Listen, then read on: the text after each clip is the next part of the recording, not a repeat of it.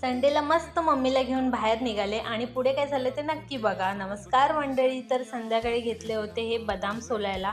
तर हे बदाम मम्मीने आणले होते, तर हे सोलायला घेतले होते मी आणि 4 टोपात टाकून 4 पोटात टाकून हे मी बदाम सोलले.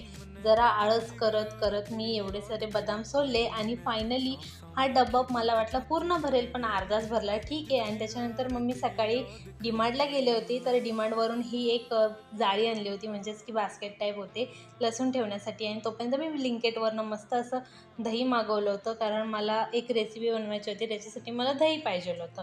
त्याच्यानंतर सगळी घरातली कामं करायला घेतली आणि आज थोडी डीप क्लिनिंग करायला घेतली आणि मम्मीने थोडे कडधान्य आणलेले ते सगळे डब्यामध्ये स्टोअर केले. मस्तपैकी डबे वगैरे घासून गेले, शेल्फ क्लीन केला. त्याच्यानंतर मस्त दुपारी जेवण करून झोप घेऊन बाहेर निघाले, कारण मम्मीला काही 2-3 गोष्टी आणायच्या होत्या. तर थेट पोचलो आम्ही भांड्यांच्या दुकानात, कारण मम्मीला घ्यायचं होतं स्टीलच्या टोपांचं सेट.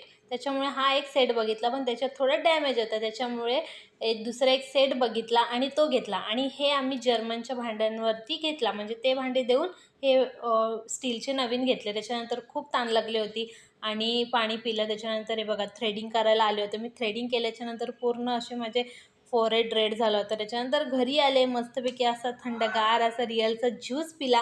आणि तुम्हाला माझे ब्लॉग कसे वाटतात हे कमेंटमध्ये नक्की सांगा आणि सबस्क्राईब करा आपल्या चॅनलला. Bye bye.